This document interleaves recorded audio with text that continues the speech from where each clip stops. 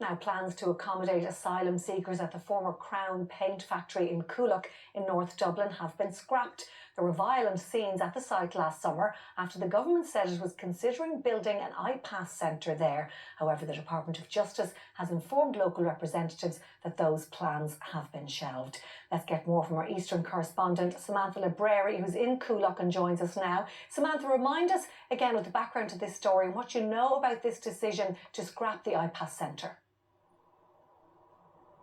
Well, Eileen, as you said, the Crown Paints, or former Crown Paints factory here behind me in Coolock in North Dublin, was the scene of violent and sustained protests last summer after it was announced by the government that they were considering locating an international protection application centre here in this community. And today, in a letter sent by the Department of Justice to the local community representatives, they confirmed that they're no longer considering the site for use as an iPass centre.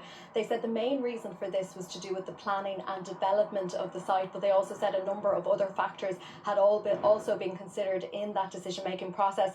They said value for money for the state, the works needed and required to bring this up to a standard, something that had been raised by local protesters because this is a former paint factory, and the locality and location had been considered.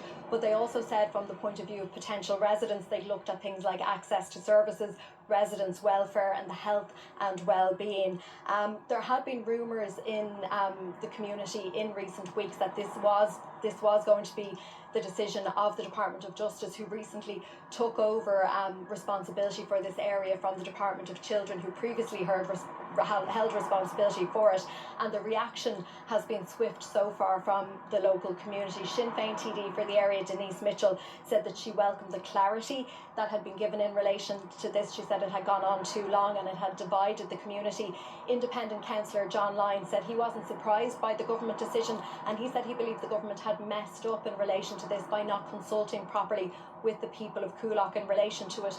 And he also accused the government of not consulting properly, and he also asked if they would be apologising to the community for the damage, division and hurt he said was caused here. And finally, the Social Democrats councillor Jessalyn Henry said that she was happy a decision had been made in relation to the future of this site. She said what had happened here had caused a tough time and a lot of anxiety for the people of Coolock, and she said she now called on the government to look at the future use of this site, saying that she hoped that something good could be brought here for the community. All right, Samantha in Coolock, thank you.